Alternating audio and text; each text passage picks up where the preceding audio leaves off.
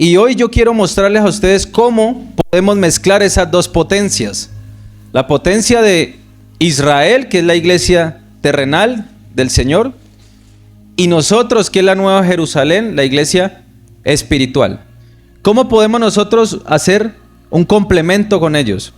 Resulta que si nosotros juntamos esas dos cosas, podemos tener mucho poder. Porque nosotros somos espirituales y tenemos salvación por fe. Pero los judíos como tal, ellos aún están en la ley. Y ellos viven por obras, por una ley moral. Y resulta que por la ley nadie se va a salvar. No quiere decir que ellos no se vayan a salvar porque Jesucristo decide quién se salva o quién no. Y entonces, si mezclamos esa espiritualidad de nosotros con las obras de ellos, no quiere decir que cumplamos la ley, sino que utilizamos algunas condiciones que ellos utilizan. Dios podría hacer un rompimiento a nivel integral de los cristianos. O sea, podría llevarnos a una escala muy superior. ¿Y por qué nosotros estamos estancados? Porque somos extremadamente espirituales, pero a la vez también carnales, porque nos quedamos paralizados y no nos movemos. Entonces decimos ser espirituales, sí, espirituales, pero no tenemos respaldo tampoco financiero o en expansión o en sueños o en propósito, porque mantenemos muy quietos. Entonces nos tomamos muy en serio lo espiritual y resulta que somos espirituales, pero vivimos con un cuerpo anclado a la tierra y tenemos que entender cómo funciona también la tierra, las leyes terrenales, las reglas. Y entonces resulta que el pueblo judío es una comunidad muy próspera, es una nación muy próspera, y ellos estudian la Torá, que son los primeros 5 libros de la palabra, ¿cierto? O sea que ellos son línea directa con la ley. Y eso ha hecho que ellos hayan podido prosperar de una manera increíble. ¿Por qué? Porque aplican obras, pero esas obras no aplican para salvación, esas obras aplican para expansión. ¿Vamos bien hasta ahí? Hay algunos principios terrenales que ellos aplican.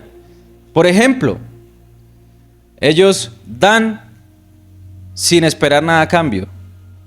¿Eso qué hace? Le abre los cielos. ¿Tiene que ver algo con salvación? No. Pero reciben, ¿cierto? Porque Dios no dice, hey, para que seas salvo tienes que dar. No, Él dice tienes que creer.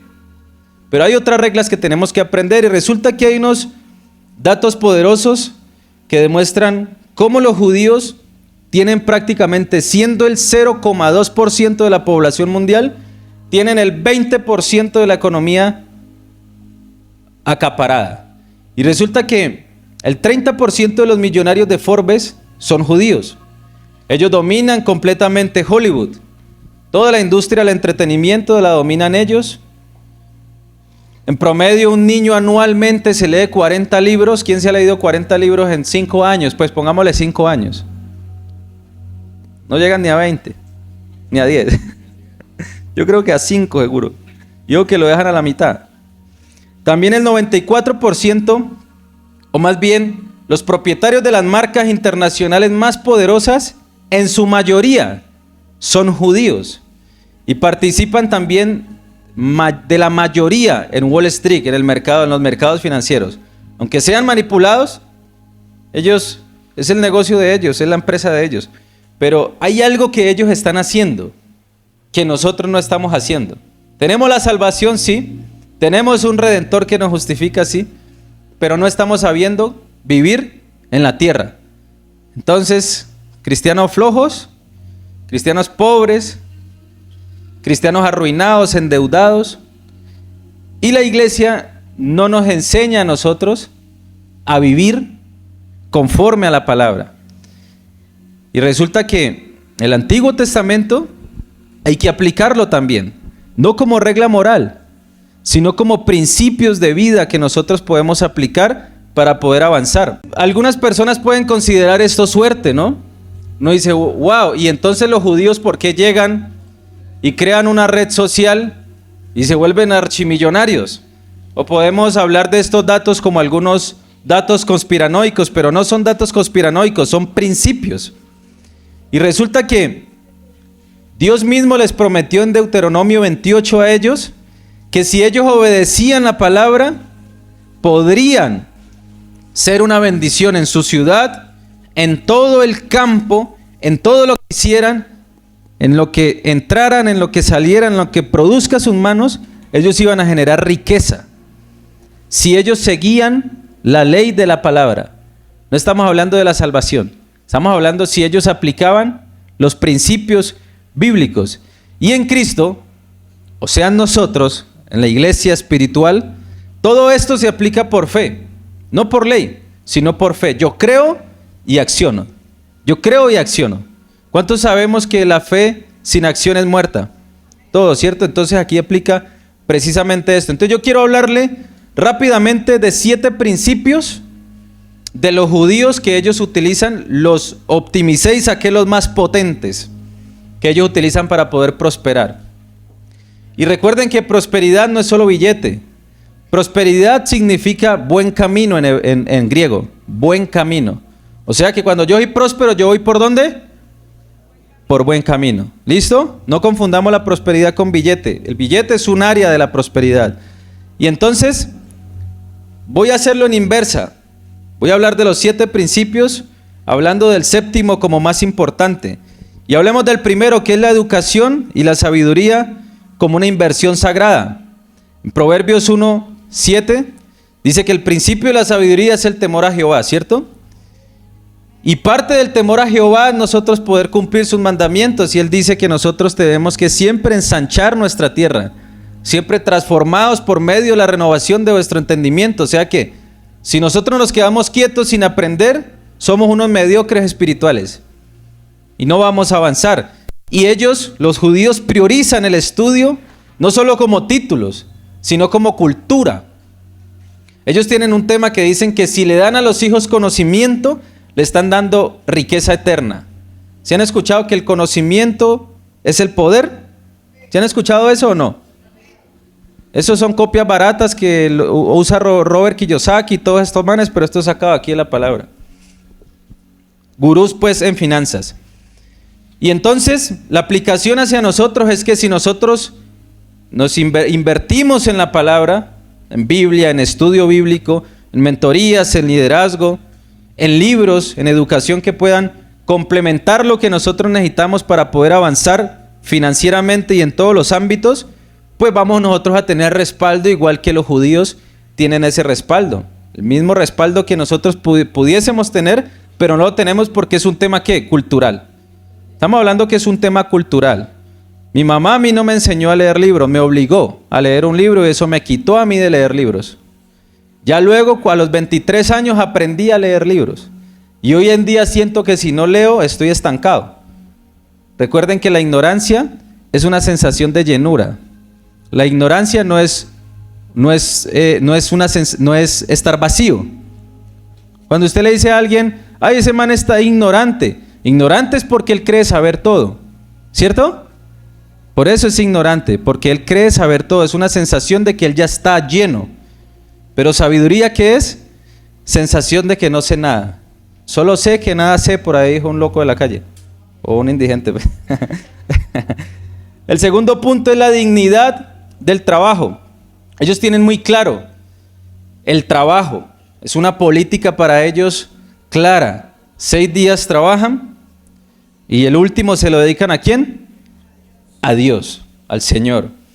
Pero dentro de ese trabajo, ellos no ven el trabajo como una maldición. Hay personas que ven el trabajo como una maldición porque Eva se comió la manzana. Y entonces entra esa maldición, pero luego Dios nos bendice a través de Abraham. O sea que el trabajo ya deja de ser maldición para convertirse en una bendición. Y los judíos no ven el trabajo como una esclavitud, ellos lo ven más bien como una asociación con Dios para poder crear riquezas. O sea que si ven el cambio de perspectiva, nosotros vemos el trabajo como que otra vez. Y ellos lo ven es como una alianza directa con Dios. Y entonces el solo hecho de que ellos cambien la perspectiva de ver el trabajo hace que ellos puedan tener otro enfoque espiritual hacia el trabajo y hacia la creación de riquezas. Y ustedes ven que Jesucristo trabajó, ¿cierto? ¿Jesucristo qué fue? Carpintero. ¿Qué tal que Jesucristo haya llegado y no haya trabajado?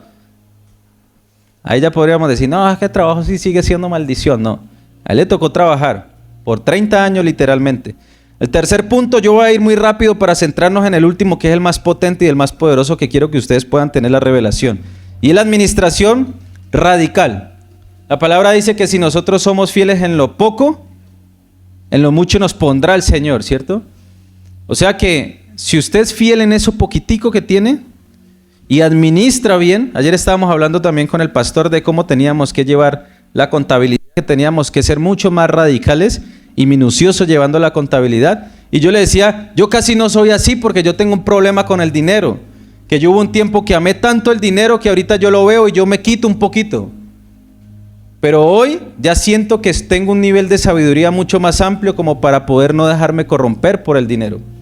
Siento no, tengo un nivel espiritual mucho más amplio. Hay veces yo puedo dejar en mi comedor o en mi estudio dinero ahí por días.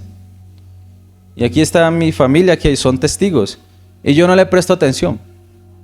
Hay veces salgo y no tengo ni siquiera 100 pesos, salgo sin efectivo. Hay veces no, casi siempre. Y no le presto atención. Para mí el dinero pasa a un segundo plano. Pero no quiere decir que desconozca la forma de yo crear dinero. Tengo empresa y tengo que entender muy bien cómo funciona el dinero. Entonces, ellos controlan muy bien los gastos, ellos invierten con inteligencia, enseñan las finanzas a los niños desde chiquiticos, cosa que no nos enseñan a nosotros. A nosotros nos enseñan otras cosas como si fuéramos a ser pescadores o cazadores de pájaros o no sé qué cosas. Pero nos enseñan algunas cosas que no son herramientas para poder vivir en un mundo real como este. La cuarta parte o el cuarto principio es una conexión y comunidad. Dale la cuarta. Resulta que ellos tienen algo. Dice en Salmo 133:3, mirar cuán bueno y cuán delicioso es habitar los hermanos juntos y en armonía. ¿Cierto? Mismo lo podemos llevar a Hechos cuando desciende el Espíritu Santo. Estaban unánimes juntos, igualito. Y resulta que ellos entienden muy bien esto. Ellos no entienden Hechos porque ellos están en el Antiguo, pero ellos sí entienden aquí Salmos. Y resulta que ellos tienen algo que les llaman el círculo de las riquezas. Y en ese círculo de las riquezas, ellos solamente hacen negocios y transan con los mismos judíos, cosa que no hacemos nosotros los gentiles. Nosotros vemos que el parcero monta un negocio y en la mala, que nos ofrece un arroz con leche y no le compramos. Pero vamos en la calle y nos gastamos otras cosas o vemos que el socio crea un emprendimiento y no le ayudamos, sino que nos gastamos la plata en otras cosas. ¿Se han visto eso? ¿Les ha pasado o no les ha pasado?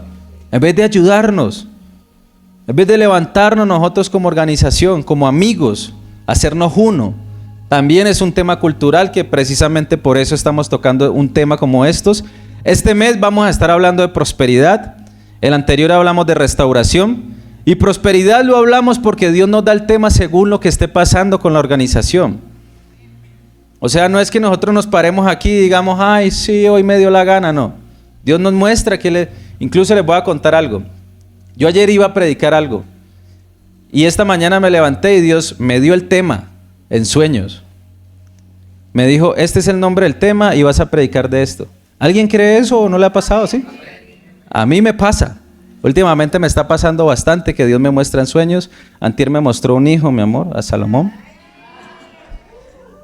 Ya casi. Ya vamos a ir donde el nutricionista para que nos cuadre ahí unos eventos. Entonces resulta que cuando un judío quiebra, ellos sacan billete y lo plantean. Y le dicen, párese, mijo. Y van a comprar telas. Y ellos buscan qué empresario es judío y le compran las telas al judío, aunque sea más cara.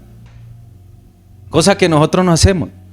Si mi amigo la tiene en 25,000 y este en 24,000, yo voy y la compro a este man.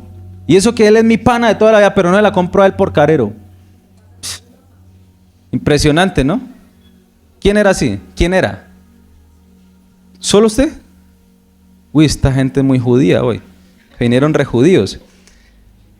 El quinto punto, señores, es la visualización, la planificación y la visión a largo plazo. En Habacuc 2:2 habla claramente que nosotros tenemos que escribir en tablas cuál es la visión. Y él dice que aunque se tarde la visión, que lo aguante, que tenga paciencia porque la visión va a llegar y se va a cumplir. O sea que Dios respalda su visión, cosa que no hace mucho el colombiano o no hace mucho el latino o el gentil, que es que proyecta la panadería para 3 meses y si a los 3 meses no le dio, cierra.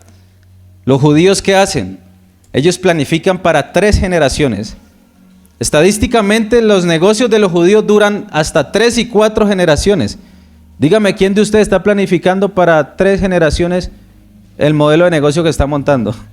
Ninguno, ¿cierto? Entonces, Señor, danos más sabiduría para seguir mostrando esto. Entonces, la aplicación cristiana de esto es que donde no hay organización, el Espíritu Santo no va a poner crecimiento. O sea, no hay forma de que el Espíritu Santo coloque crecimiento si hay un desorden, si se improvisa. O sea, si usted improvisa en su parte espiritual, en su familia, si usted improvisa en sus finanzas, pues no va a haber crecimiento. Y el 6º punto es que Dios es el socio principal. O sea, ellos tienen muy claro del pacto que Dios hizo en la ley con Israel, en Deuteronomio 8:18.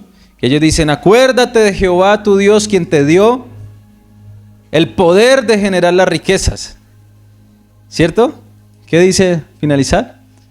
Mire lo que dice, a fin de confirmar su pacto que juró a tus padres, como en este día. O sea, Dios está garantizando que si nosotros nos acordamos de Él, Él activa el pacto que hizo con nuestros padres, con nuestros antiguos. ¿Y cuál es ese pacto? El pacto de generar riquezas, de la abundancia, de la expansión, pero si nos acordamos de Él. Los judíos oran antes de hacer negocios. Los judíos siempre ven todo de la manera espiritual. Ellos todo lo hacen de manera espiritual. Nosotros oramos también cuando hacemos negocios, lo aplicamos en la empresa cuando hacemos negocio antes. Obviamente con los clientes no llegamos y los metemos en la oración, sino antes de entrar. Yo le digo, Espíritu Santo, toma el control de esto, póngale a firmar el cheque y para arriba. Y tenemos un buen porcentaje de cierre. Y eso lo hace el Espíritu Santo. Yo me acuerdo que cuando no estaba bien y estaba muy drogado, iba a hacer negocios y los negocios casi no salían. Y de un momento a otro, cuando estaba juiciosito, el Espíritu Santo empezó a tomar control y ya casi ni hablaba. Cuando yo llegaba a hacer los negocios, ya los negocios se cerraban solitos. Y entonces ahora venimos al 7º y el más atacado, el más polémico de todos, y es donde Satanás precisamente se ha encargado de meter mucha división al pueblo. A mí me llegan muy constantemente creadores de contenido por interno y me mandan la misma comunidad por interno, me mandan videos donde hay creadores de contenido, no pastores, sino creadores de contenido que no tienen organizaciones físicas hablando en contra de este principio. Y resulta que este es el principio más poderoso. Este principio es el que activa prácticamente una alianza directa con las riquezas. Y estoy hablando de las riquezas reales, no de la salvación, no. Estoy hablando de las riquezas reales, de la prosperidad, de la abundancia, del crecimiento, de la logística, de personas buenas, de la expansión financiera. Y podemos ver que hay una palabra que se llama maaser, que se lee maiser, pero estamos en castellano, entonces aquí los caleños vamos a nombrarlo así para que no nos despeluquemos mucho. Maaser, y cómo esta palabra maaser se mezcla o se adhiere con algo con otra frase que se llama asher. Yo quiero que entendamos esto porque aquí viene la revelación. Dígale al que está a su lado ahí, el Espíritu Santo nos va a hablar el corazón con esto hoy. Entonces miren, ¿qué significa maaser? Maaser significa un cólico. La palabra diezmo. ¿A cuánto les dio cólico? A muchos. Hay personas que les da cólico cuando les hablan de diezmo. Y yo les voy a demostrar por qué no tiene que darle cólico. Y voy a demostrarle por qué si a usted le da cólico cuando se habla de la palabra diezmo, es porque a usted lo tiene persuadido o controlado un espíritu que se llama Mamón. Y es el espíritu, el principado, que controla las riquezas. El que desvía la atención de lo que Dios te quiere dar. Ese es Mamón. Y el cada que te hablan de ofrenda, de siembra, de diezmo, del dar, él te enceguece. Y a lo que te enceguece, pues, está teniendo Satanás mucho éxito. ¿Cuántos cristianos vemos que no pueden casi ni comer bien? ¿Y cuál es la diferencia entonces de los judíos? Porque es que los judíos no tienen un redentor como nosotros, pero ellos aplican el diezmo. Y son el 0,2% de toda la humanidad, pero controlan el 20% de todo el mundo. ¿Cuál es la diferencia? Ellos entienden muy bien el maaser. Y yo se los voy a descifrar bien, señores. Entonces, esta mentalidad que han tenido los judíos por mucho tiempo, han hecho que ellos hayan creado una altísima autosuficiencia. Todos los judíos del mundo que diezman a la nación de Israel. Y si ustedes pueden ver, ellos son potencia mundial. Son potencia nuclearmente, geopolíticamente, históricamente, bíblicamente. A donde ellos lleguen en cualquier nación del mundo, a donde ellos aterricen, son prósperos, abundantes y controlan todo. Aquí, por ejemplo, los judíos controlan el movimiento de dineros. Nadie da cuenta. Imaginen otros trabajando y ellos controlando todo el efectivo. ¿Por qué? Porque ellos son merecedores de esta promesa porque la están aplicando. Y entonces resulta que maaser literalmente significa décima parte. Proviene de la raíz hebrea asher. Y miren lo que dice ahí. Miren lo que dice ahí, muchachos. ¿Sí alcanzan a ver? ¿Alcanzan a ver? No lo van a correr porque... No, ya no alcanza. Miren esto. ¿Ahí alcanzan a ver? Resulta que maaser, que significa décima parte, se pronuncia de la siguiente manera. Ella se lee al revés, ¿no? Si ven que empieza como con una R al revés, esa letra hebrea, ¿sí la ven? Ella se lee en lo hebreo se lee al revés, no se lee de aquí hacia acá, sino de la derecha a la izquierda. Y esa N significa men, la que parece Y, ajin, la que parece W, que es una S, shim, y la que parece una R al revés, resh. Y si ustedes ya lo ven como se pronuncia normalmente nosotros en español es ma'asher, ¿cierto?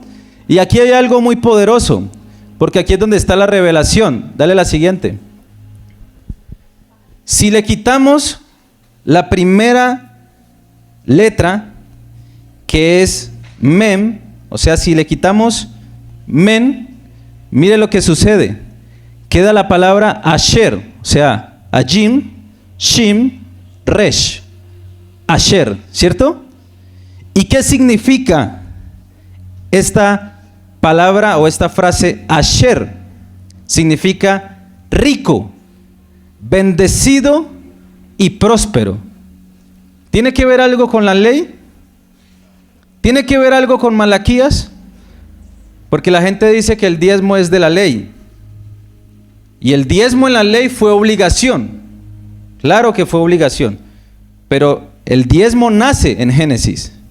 Y en Génesis vivíamos por gracia. Luego la ley nace 430 años después de que Melquisedec tiene un encuentro con Abraham, que es donde nace el diezmo. ¿Cierto? O sea que esta palabra es literalmente perpetua. O sea, siempre está activa esta palabra.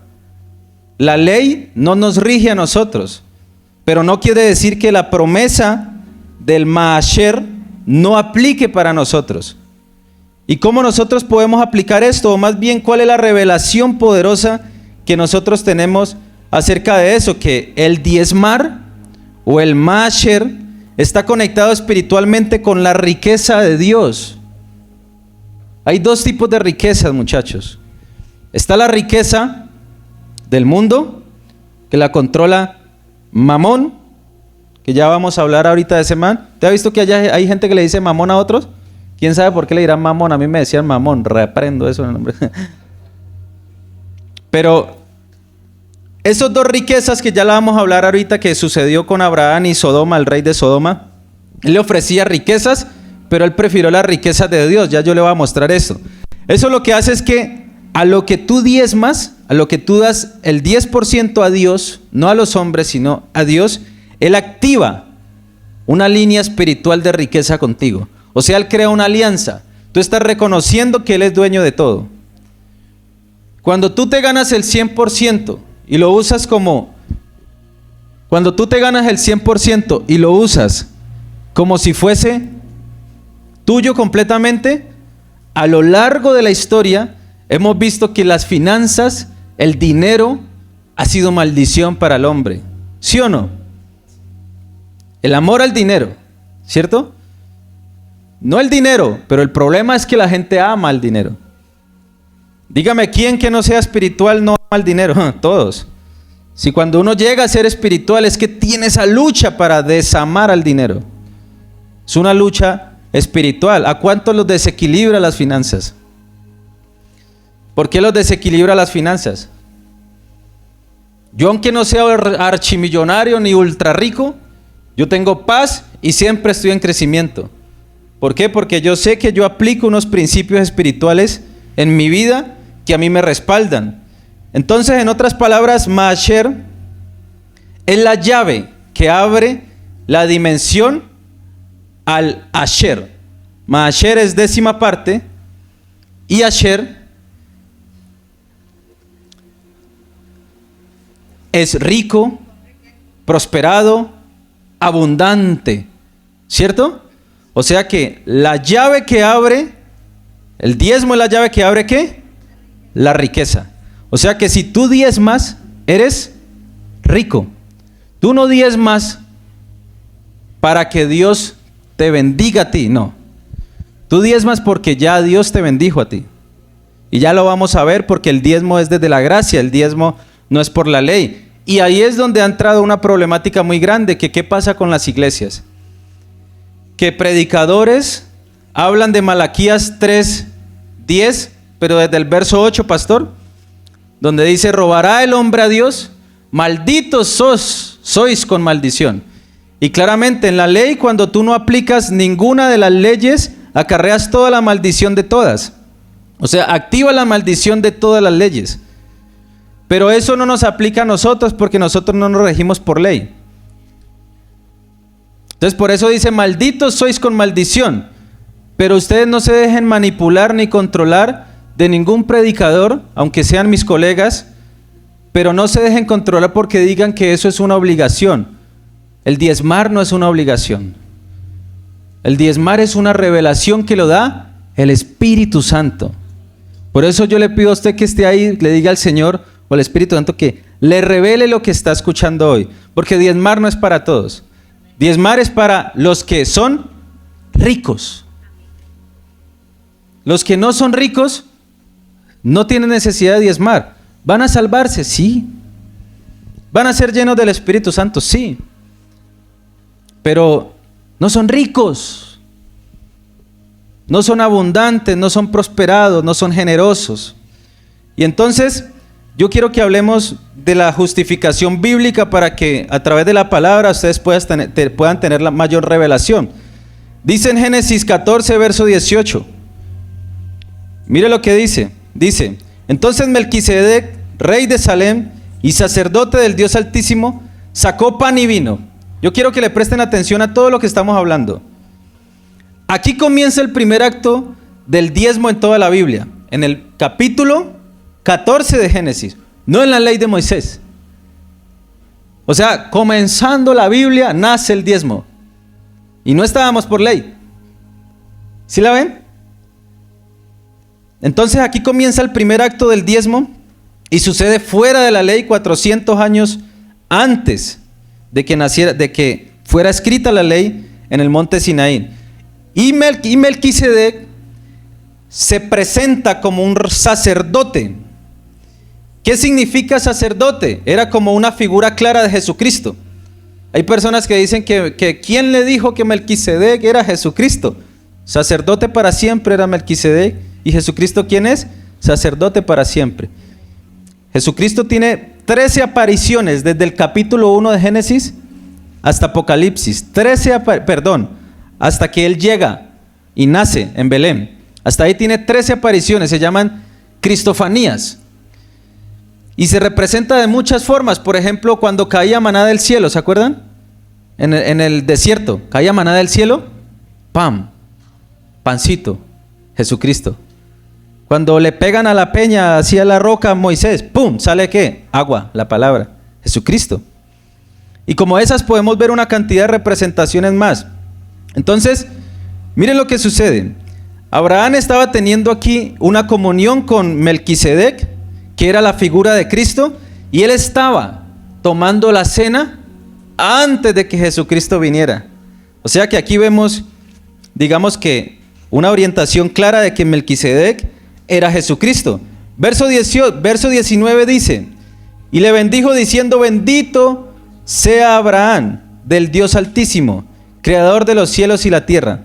O sea que Melquisedec lo bendijo sin exigirle nada, ¿cierto? O sea, él le dijo, hey, ve, trabaja, vuélvete bueno, ten familia, haz todas estas cantidades de cosas para yo poderte bendecir. No. ¿Y qué hace Jesucristo? Te bendice, te sana, te prospera sin exigirte nada. Esa es la gracia. O sea que estamos viendo que la gracia está activa desde Génesis. Entonces, Melquisedec bendijo a Abraham sin ninguna condición previa. Y Abraham, desde su corazón y su espíritu, él siente una revelación, que ya la vamos a ver, que es una honra. Una honra, no existían porcentajes, no existía una tabla numérica, no existía nada. El Espíritu de Dios le revela a Abraham cómo tiene que honrar a Melquisedec. Versículo 20. Y bendito sea el Dios Altísimo que entregó tus enemigos en tus manos. Y le dijo a Abraham los diezmos, y le dio a Abraham los diezmos de todo. Es aquí donde Abraham reconoce que todo lo que viene o todo lo que tiene es de Dios. Y que la única respuesta que tenía Abraham, ¿qué era? Honrarlo. Abraham, ¿de dónde saca que debería de ser un 10%? No estaba escrito. ¿Quién se lo reveló? El Espíritu de Dios. Por eso, diezmar es revelación del Espíritu de Dios, del Espíritu Santo. Eso no es por imposición ni por exigencia. Eso tú lo haces porque el Espíritu Santo te dice, y todos no tienen esa revelación. Yo tengo esa revelación.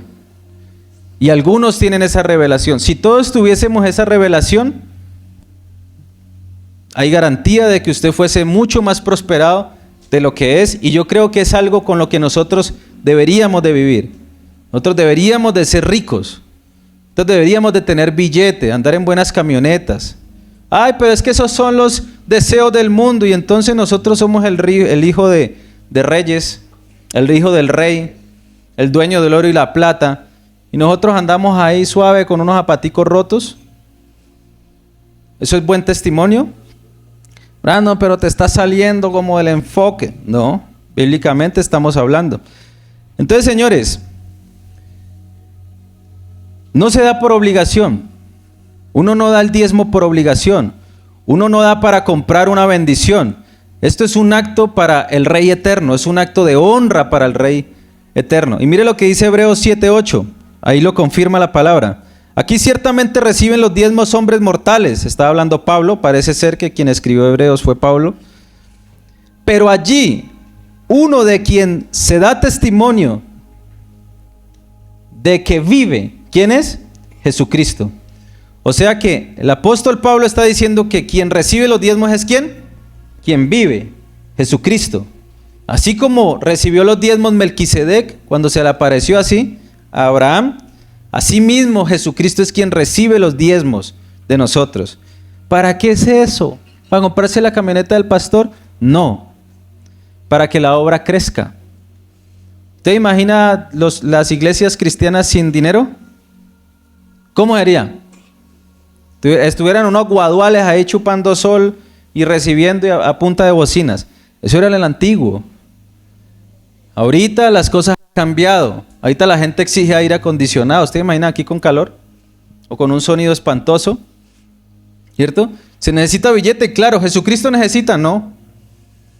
Pero Jesucristo tiene algo.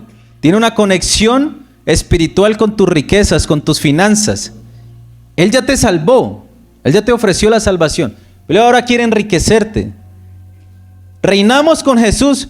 Sí, pero no demostramos que reinamos. ¿Quién es nuestro Señor? Es Mamón nuestro Señor porque decimos el Señor es mi Señor. Pero no honramos al Señor. O sea que ¿quién es mi Señor en finanzas? ¿Jesucristo o Mamón? Y esa es la diferencia donde algunos cristianos o los judíos en su mayoría tienen el control del 20% de la economía de todas las naciones. ¿Por qué? Porque ellos, sin muchísimo conocimiento, Dios les derrama y les abre todas las ventanas de los cielos. Porque es una promesa que Él le juró a los padres y ellos a través de la honra a Dios del diezmo activan eso. ¿Cómo funciona el diezmo? Sencillo. Usted se ganó 1.000.000, 100,000 pesos son de Dios. Eran maldición el millón porque el dinero es maldición hablando bíblicamente. Pero cuando usted da ese 10% lo convierte en bendición y Él protege. Lo protege a usted del devorador.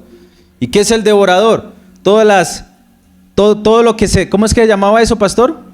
Los zancudos, los moscos esos que se comían, las langostas, las plagas que se comían el fruto. Ese era el devorador, no era Satanás. Hay gente que piensa que es Satanás, no. El devorador que habla Malaquías serán todas las langostas que se comían los frutos y al diezmar ellos, Dios les protegía todos los frutos. O sea que usted, quizás esos 900 que le quedaron, puede convertirlos en 1.800.000, en 2 millones.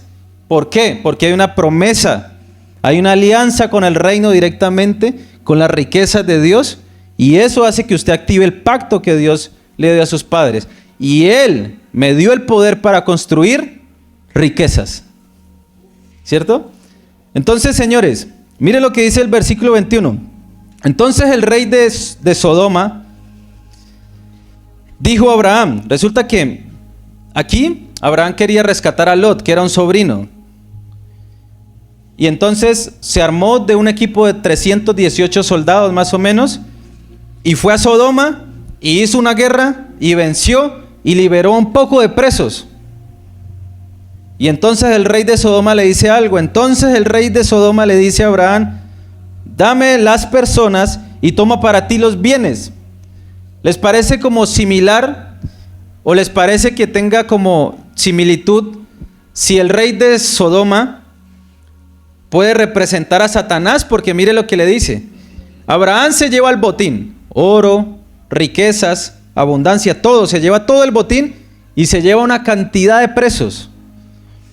Y el rey de Sodoma le dice, hey, venga, páseme a los hombres, a los humanos, devuélvamelos y quédese con las riquezas, quédese con el botín. ¿Quién quiere las almas?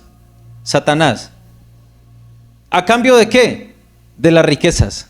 ¿Sí la ven? O sea que si nosotros vemos este movimiento, cualquier persona dirá, ay, pero es que Dios mandó al sobrino de Abraham porque tenía celos con Abraham y entonces lo mandó por allá y entonces luego Dios iba a destruir Sodoma y Gomorra y salió. ¿Se han escuchado esa historia? Y entonces necesitaban, no, todo era un movimiento preciso, fríamente calculado. Dios lo que quería revelar a través de esto era que Sodoma era la representación de Satanás mismo queriendo transar la bendición de Dios con las riquezas del mundo. ¿Sí la pillan ahí? Entonces provoca que Abraham vaya a una guerra para que Abraham sea tentado por el rey de Sodoma, que era el mismo Satanás, y como consecuencia que la promesa que le había dado Melquisedec o la revelación que había sentido por el Espíritu Santo a Abraham haya hecho que él tuviese firmeza y ella ha dicho, no señor. Y mire más adelante qué pasa. Entonces el rey de Sodoma representa literalmente ¿qué? Satanás, la riqueza. Entonces él te quiere dar riqueza, te quiere dar fama, te quiere dar, ¿a cambio de qué? De tu alma, de personas. Mire lo que dice el versículo 22. Y respondió Abraham al rey de Sodoma: he alzado mi mano a Jehová, Dios altísimo, creador de los cielos y la tierra. ¿Qué quiere decir? Estoy rendido al Señor y no voy a tomar lo que tú me estás ofreciendo. Entonces, Abraham ya había hecho un pacto espiritual ¿con quién? Con Jehová, con Melquisedec. Cuando él lo visita, Melquisedec se le revela y el Espíritu Santo le muestra que tiene que diezmarle a él, ¿cierto? Ese diezmo que es un pacto ¿qué? Espiritual. Y el hecho de que Abraham se hubiera dejado meter cuento del rey de Sodoma, había hecho que literalmente hiciera un pacto ¿con quién? Con Mamón, ¿cierto? Que es el Dios o el rey de las riquezas. Entonces, todo el que diezma por revelación está cerrando esa puerta a Mamón. ¿Usted quiere que sus riquezas o que su dinero perdure, avance, se vea próspero, que su negocio cierre más tratos, más acuerdos, que sus redes sociales crezcan, exploten, que se vendan más esos cafés o le suba el precio y siga vendiéndose igual, que hayan más utilidades, o que quizás así no tenga empresa, le rinda más el dinero y Dios le empieza a traer a usted revelación de negocios o cosas nuevas? Diezme por revelación, pídele al Espíritu Santo: revélame. No vaya a diezmar sin revelación, porque no es por obras. Revélame. Entonces, ¿quién es Mamón? Es la simbología demoníaca, o sea, es como una personificación demoníaca de la avaricia. Y el hecho de que usted no honre al Señor con sus bienes y con sus riquezas, hace que usted se le esté rindiendo a Mamón. ¿Y es espiritual? Sí. Claro. Yo voy aleluya. ¿Cierto? Pero usted no está rendido a Dios en sus finanzas. Hey, mi familia, good. Mi salud, good. Mi empresa, ahí patinando y andando como endeble, como que todo bien, ¿cierto? Mi mamá está bien. Hey, el dinero, no. Y llegan pensamientos. Compraron un piano de 45 millones. Vea esta máquina. Obvio no costó todo eso, ¿no? Compraron un piano, debe estar planteados. ¿Quién pone ese pensamiento? ¿El Señor o Mamón? Cuando tú vas a honrar al Señor y te dice coloca y tú le quitas, ¿quién está siendo tu Dios? ¿Cierto? Sí. Por mucho tiempo a mí me controló Mamón. Y hay cristianos que son tacaños, que no la sueltan. A mí me da hasta vergüenza cuando vamos a comer y toca que partir la cuenta entre 10. Yo hubo un tiempo que yo no partía cuenta, yo me paraba en la caja y ¡pam! Y cuando comenzamos tribu, las personas me empezaron a honrar a mí. Y entonces habían ocasiones donde ya se paraban y pagaban mi cuenta. Y yo decía, wow. Y me sentía a veces incómodo, porque por mucho tiempo yo era quien pagaba la cuenta. Y yo pagaba la cuenta y Dios me bendecía. Ahorita esa bendición se me está retornando a mí. Entonces, hay muchos cristianos que los controla Mamón y no se dan cuenta. Hay muchos cristianos que les tiene controladas las finanzas Mamón y no se dan cuenta. ¿Podían mi peluquería hacer 10 cortes en un día? Me dice 5. ¿Qué tal si prueba el Señor? Incluso el mismo Dios reta, dice, probadme en esto ahora, a ver si no os abriré las ventanas de los cielos. No malditos sois con maldición, no aplica, no. Pero probadme en esto ahora, a ver si no os abriré las ventanas de los cielos y derramaré bendición hasta que sobreabunde. Aplica perfectamente. Por gracia, lo estoy haciendo por gracia desde la revelación que el Espíritu Santo le está dando a usted en este momento. Yo solamente estoy entregando un tema que el Espíritu Santo me dijo, entréguelo, porque siento que la tribu lo necesita, los oyentes la necesitan, porque hoy en día están muy saturados de creadores de contenido que no tienen una organización, que no saben cómo funciona una organización, que no entienden cómo funciona, cuáles son los requisitos, cuáles son los rendimientos, cuál es el billete que se le tiene que inyectar a una organización. Y entonces ellos son psicólogos, terapeutas y de noche hacen contenido y le frenan la bendición a la gente. Y hay personas que ya han tenido revelado el diezmo, pero al escuchar a este tipo de creadores de contenido, les masacran la revelación y les meten un espíritu de mamón a sus mentes, a sus cabezas. Y lo digo porque esto me estaba pasando a mí. Yo tenía el diezmo revelado por la ley. O sea, yo lo hacía porque era obligación. Porque crecí en una iglesia donde me obligaba y yo lo hacía por obligación y aún así Dios me respaldaba. Aquí está el pastor, él ha visto el testimonio de nosotros financieramente.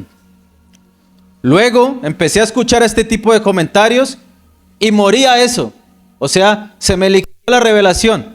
Pero gloria a Dios que me pudo revelar a través de la gracia que el diezmo es real. Que el diezmo existe y que Él está listo para podernos enriquecer a nosotros. Y mire lo que dice Salmo 23. Miren lo que dice. Perdón, el versículo 23, yo creo que es Salmo 23. ¿Está ahí? Mire lo que dice. Que desde un hilo hasta una correa, esto lo finaliza diciéndolo Abraham al rey de Sodoma. Estamos claros que el rey de Sodoma hizo una guerra con Abraham, Abraham ganó y luego el rey de Sodoma quiso decirle que le devolviera a las personas y que llevara las riquezas. Pues finaliza Abraham diciendo, ni un hilo, ni un calzado o nada de lo que usted tiene que sea suyo, lo voy a tomar, dice. O sea, no va a tomar nada de lo que usted me ofrezca, para que luego usted no diga, yo te enriquecí, Abraham. O sea, Abraham tenía claro el pacto espiritual que tenía con Melquisedec, y él sabía, y él tenía claro por revelación que él no le podía recibir ni un hilo al rey de Sodoma. ¿Por qué? Porque estaba pactando inmediatamente, y ya el Dios que había enriquecido a Abraham, ¿quién iba a ser? Satanás, y no Jesucristo. Por eso él lo tenía y por revelación lo tenía. Entonces, si ustedes ven, yo enriquecí a Abraham, vuelve y aparece Asher, rico. En hebreo, si ustedes buscan esto en hebreo, dice exactamente así. Ani hesharti et Abraham. Así lo dice. Y hesharti es como el plural de Asher. O sea, Asher es rico y hesharti es ser rico. Dale la siguiente. Ahí ustedes pueden ver, miren. Hesharti significa ser rico, aumentar bienes, prosperar o enriquecer. O sea que si nosotros entendemos que la prosperidad y la riqueza, la abundancia financiera viene de la 10ª parte, entregarle ese rendimiento a Dios, nosotros desbloqueamos todos los códigos sobrenaturales. Es el crecimiento que Dios pone sobrenaturalmente sobre las personas. ¿Cuántos están teniendo revelación? No, yo veo aquí personas que están teniendo la revelación. Yo también estaba así cuando estaba siendo revelado. Entonces, señores, tremendo cómo Abraham rechaza las finanzas aquí, del enemigo. Y eso es lo que usted tiene que hacer. Rechace las finanzas del enemigo. O sea, no hay nada que te pueda enriquecer si tú eres un elegido. Tienes que entender que tú eres un elegido, eres apartado santo para Cristo. Cristo va a venir por ti porque Él te lo ofreció, Él te lo prometió. Pero Él quiere que tú vivas bien.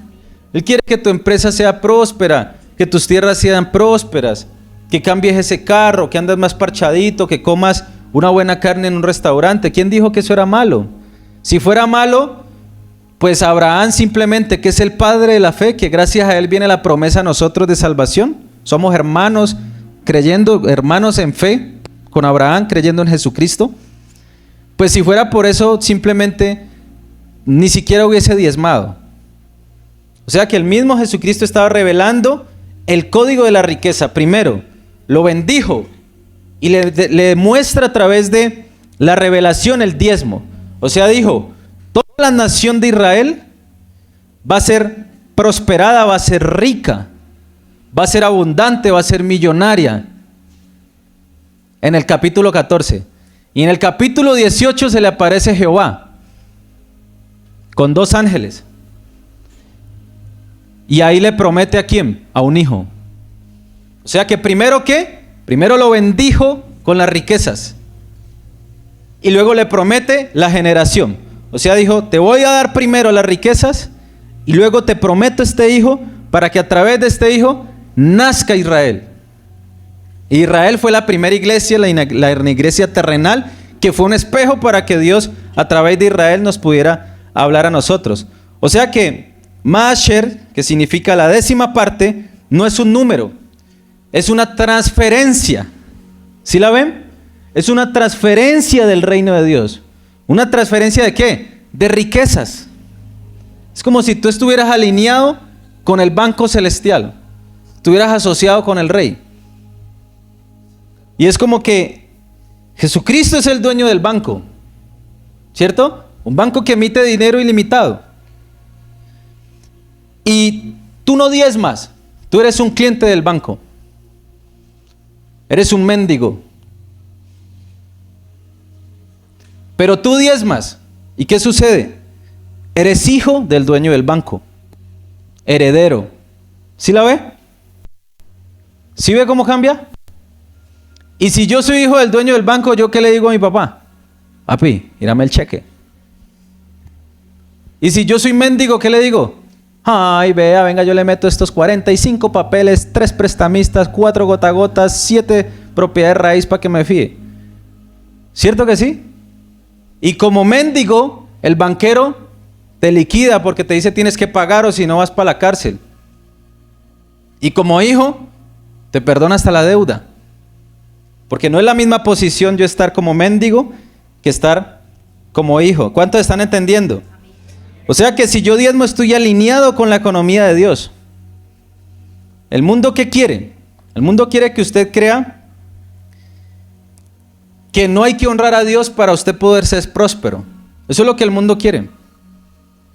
Pero es totalmente contrario a lo que nos muestra la palabra. Si somos bíblicos enteramente, aquí estamos justificando que sí hay que honrar a Dios. Y resulta que en numerología bíblica, el 10%, ¿qué significa? El 10% significa autoridad divina y orden completo. O sea, un orden completo. O sea, como una integralidad precisa. Eso significa 10. Cuando usted sueñe con número 10 no es para hacer el chance. Es porque Dios le quiere bendecir dándole a usted bendición integral. Y entonces si ustedes ven bíblicamente, Dios lanza 10 mandamientos, ¿cierto? Que representa la ley moral. También lanza 10 plagas en Egipto, que es el juicio contra el faraón, contra la rebeldía. También habla de las 10 vírgenes. En Mateo 25 también habla de 10 talentos, de 10 minas, que prueban también la mayordomía de Dios. Y luego habla de ¿qué? O antes del diezmo, que es un símbolo de honra, de prueba, de reconocimiento de algo que glorifica a Dios y que testificamos nosotros como hijos que Dios es el dueño de todo, no nosotros. Nosotros somos ¿qué? Administradores de lo que Dios nos da. O sea que el resumen, el 10% representa todo, representa absolutamente todo, pero en una sola parte. Tú diezmas y Dios te da todo. Tú no diezmas, tú diezmas y Dios te da todo y te salva. Tú no diezmas, Dios te salva. Casi digo Dios te salve María. ¿Sí vamos entendiendo o no, muchachos? Estamos hablando a la luz de la palabra. Entonces, para que tú puedas activar esta dimensión que es como una línea. ¿Quién ha visto la película de Lucy? Que se toma DMT y empieza a crecer su coeficiente intelectual. Eso me pasaba a mí cuando tomaba ayahuasca. No vayan a tomar eso. Mentira, pastor, eso es chiste. Entonces, dígale al que está a su lado. Asher, para que active la dimensión, dígale. Correcto. Entonces resulta que si usted quiere ser rico, quiere ser próspero, nosotros podemos ver también en el versículo 35 de Génesis 24, ¿lo tenés ahí? Mira lo que dice la palabra, y Jehová ha bendecido, vuelve y aparece la palabra Asher, bendecido, mucho a mi Señor y Él se ha engrandecido. O sea, aquí ya estamos viendo el resultado de lo que Dios hizo con Abraham. Resulta que aquí manda a un colega, a un siervo. Abraham manda a Eliezer, que es un siervo, y le dice: Eliezer, présteme la atención aquí a esto. Vamos a ver el resultado de lo que pasó con la promesa del diezmo de Abraham. ¿Qué pasó con la promesa? Él manda a Eliezer, Abraham llama a Eliezer y le dice: hey, tengo a mi hijo aquí, Isaac. Ya está grandecito y está lleno de testosterona y Dios me prometió que iba a crear una nación con el man. Entonces vaya y búsquemele un bebecito por ahí, pero calidoso. O sea, garantíceme que tenga calidad el producto. Y entonces se va Eliezer así bien parchado y llega a la casa del papá de Rebeca. ¿Acuerdan? ¿Se acuerda que la esposa de Isaac era Rebeca? Y entonces le empieza a contar el testimonio. Eliezer, al papá, al suegro de Isaac. Y dice: no, venga, es que como fantochando. Como cuando usted dice: no, yo tengo un amigo que tiene camioneta y que tiene carro y que tiene... ¿Sí han visto? Y entonces le dijo: no, venga, ¿sabe qué? El Señor ha bendecido mucho a mi Señor. Era siervo de Abraham, Eliezer. Y lo ha engrandecido y le ha crecido sus tierras y le ha dado ovejas, vacas, plata, oro, siervos, siervas, camellos, asnos, de todo. O sea, el man está pero replanteado y él quiere su hija. Entonces el negocio fue el testimonio. Miren tan importante lo que es el testimonio, señores. El testimonio de lo que Dios hizo en Abraham hizo que pudiese cumplir la promesa de que a través de Esther y Isaac se pudiera crecer la descendencia o pudiera nacer Israel. ¿Sí están viendo lo que sucede? ¿Sí están viendo? Primero le revela el diezmo y luego le muestra que tiene un hijo. Luego, a través de la promesa del diezmo, garantiza que Rebeca se case con el hijo. O sea que primero le dio la promesa para que pudiera despertar los ojos y pudiera expandir sus finanzas, sus riquezas, y a través de esas riquezas, entonces ahora sí pudiera convencer a Rebeca. ¿Cuántos cristianos necesitan plata para poder convencer al bebé que quieren? ¿Cierto? Imagina esa reina de belleza, por ejemplo, mi hija que cumplió 15 años, que ya saben que yo les dije, hablé claro cómo era la vuelta. Algo man ahí en cicla llegando. ¿Qué espera el papá? No es carnal que el papá espere que llegue una persona con visión, que llegue una persona importante, que llegue una persona con empresa. No es carnal. Eso es lo que quiere un hombre, ¿cierto? ¿O qué quiere que se lleven a la hija y uno andando en triciclo? No está mal que ande en triciclo, pero si andas en triciclo quizás está mal. Si estás escuchando esto y en 5 años, 3 años, 10 años andas en triciclo, paila. Y es lo que te va a esperar a tus hijos también, que anden en triciclo. Porque no tiene revelación de las riquezas y las riquezas vienen directamente de Dios. Entonces,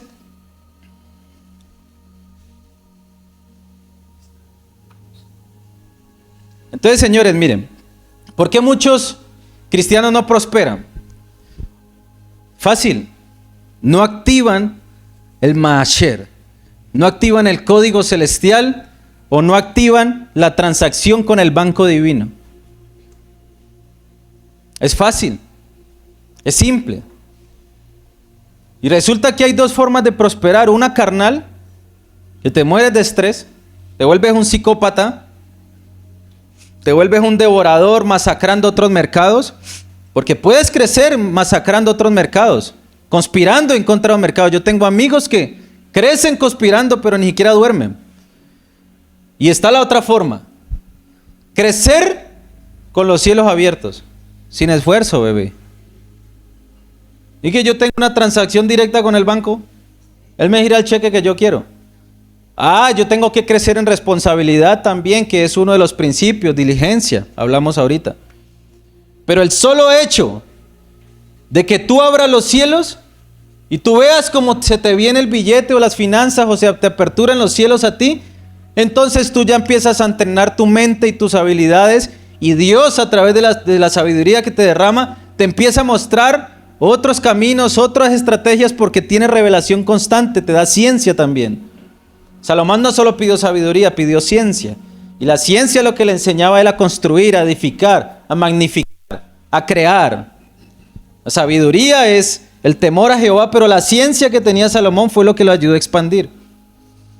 A través de el Maasher, o de la 10ª parte que le entregamos a Dios, tenemos todo esto. Entonces, tú obtienes un 90% para ti, pero el 10% te garantiza la expansión de ese 90%. ¿Cuántos dicen amén a esto? Entonces, señores, yo quiero darle una claridad aquí en esto. No es obligatorio diezmar. Si alguien le dice a usted que es obligatorio diezmar, dígale, no es obligatorio, el diezmo se da por gracia y es a través de revelación. ¿Listo? Para que estemos claros con esto. ¿Listo? Y Jesús, hay personas que dicen, pero es que Jesús no habló del diezmo. Jesús habló del diezmo. Claramente, en Mateo 23, mostrémosle la pantalla ahí para que. Dice, ay de vosotros escribas, fariseos hipócritas, porque diezmas la menta y el eneldo y el comino, y dejáis lo más importante de la ley, la justicia, la misericordia y la fe. Esto era necesario hacer sin dejar de hacer aquello.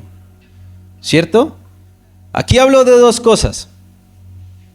Dos cosas. ¿Qué habló? Del diezmo y de la hipocresía. O sea que él, ¿qué es lo que hizo? Él reordenó el diezmo. Él dijo, no sean hipócritas diezmadores. Él no dijo que no dejaran de diezmar. Dijo, no seas hipócrita. Era necesario que practicara la justicia, la misericordia y la fe. Nosotros la practicamos. Pero que no dejaras de hacer aquello. O sea que es claro que Jesucristo nunca abolió. Incluso Él dice, yo vine a cumplir la ley, ¿cierto? O sea que bajo la gracia, diezmar no es pagar una cuota. Dígale al que está a su lado, diezmar no es pagar una cuota. Es honrar al rey, dígale. Y el que lo hace por fe activa los cielos y abre una protección fuerte en contra del devorador, que ya hablamos que el devorador, ¿quién era? La langosta, ¿cierto? Mamón. ¿Cuáles son esas langostas? Cuando empiezas a facturar y te llega alguien y te dice, cómprate una cadena, cómprate este carro. Y entonces Satanás se te empieza a persuadir para que gastes tus utilidades en cosas que no tienen retorno, sino que gastes tus utilidades en pasivos que generan luego gastos que no puedes sostener y eso te lleva a la pobreza.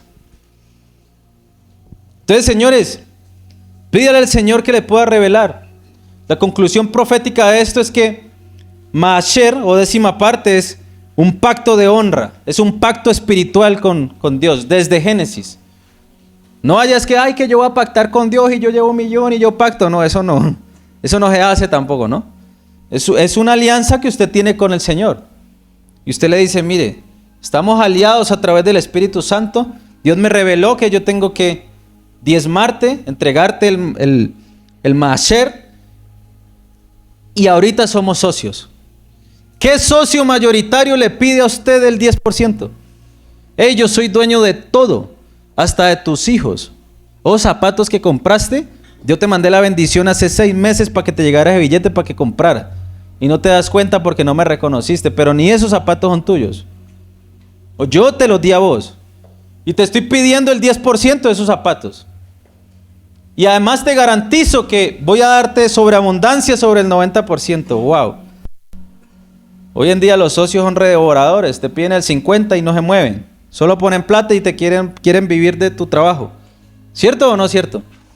Eso pasa. Entonces, señores, yo le hago 3 preguntas para poder cerrar.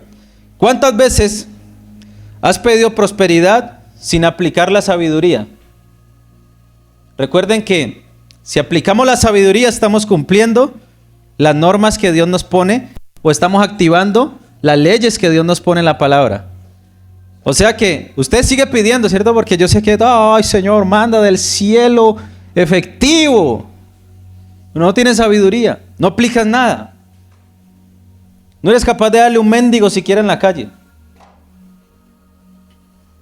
Entonces, ¿estás administrando como un hijo o como un esclavo? Ahí saco el billete de 2.000, abro la billetera, cierro bien la billetera para que no vean que tengo 50 lucas y no que vean solo el de 2.000. Muestra el billete, bebé. El billete no es malo. Usted no ha visto una cuchita de 50 años, de 90 pegándole a otra viejita en la calle. No, el billete no es malo. Es su condición mental. Es como usted ve el billete. El billete se santifica cuando yo honro a Dios, porque ¿de dónde viene el billete? Del cielo.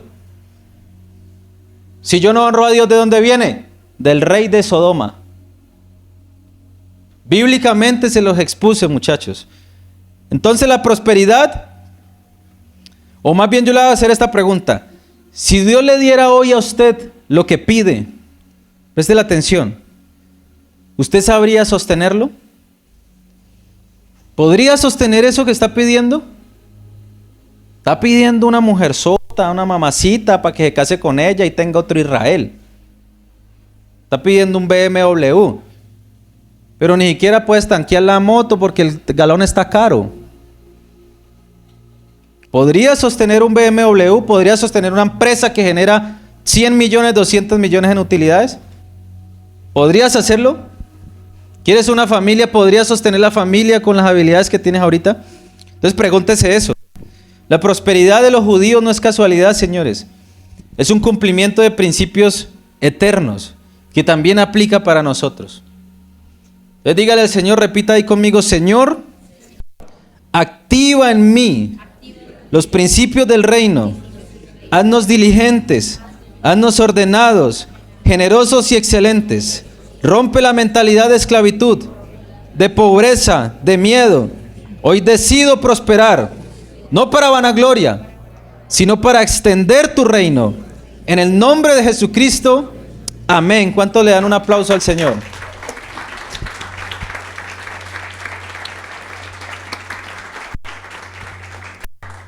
Bueno, señores, ustedes tienen un sobre ahí. Siempre sellamos la palabra con una ofrenda. Y la palabra de honra está en Josué 1, versículo 8.